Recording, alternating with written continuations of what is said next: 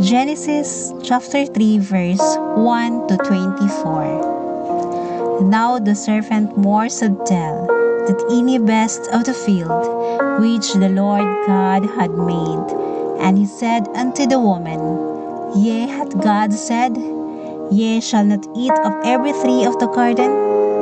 And the woman said unto the serpent, We may eat of the fruit of the trees of the garden, but of the fruit of the tree which is the midst of the garden, God had said, Ye shall not eat of it, neither shall ye touch it, lest ye die.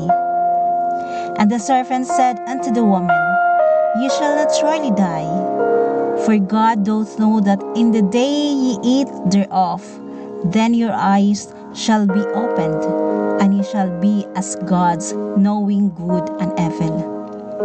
And when the woman saw that the tree was good for food, and that it was pleasant to the eyes, and a tree to be desired to make one wise, she took of the fruit thereof, and did eat, and gave also unto her husband with her, and he did eat.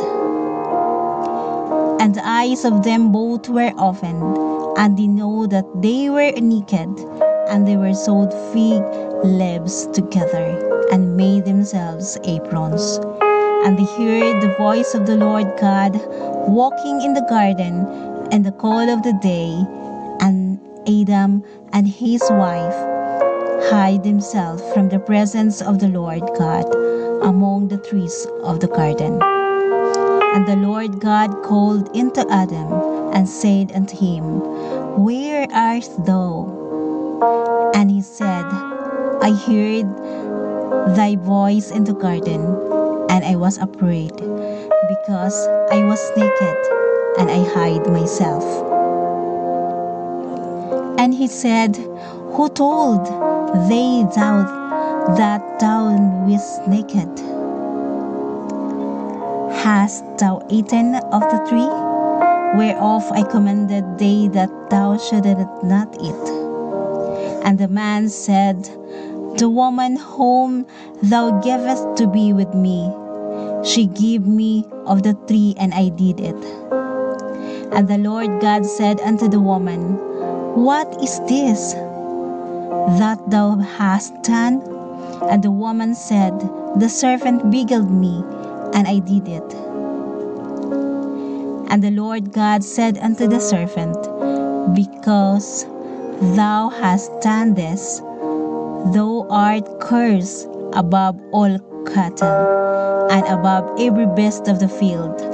Upon thy belly shalt thou go, and dust shalt thou eat all the days of thy life.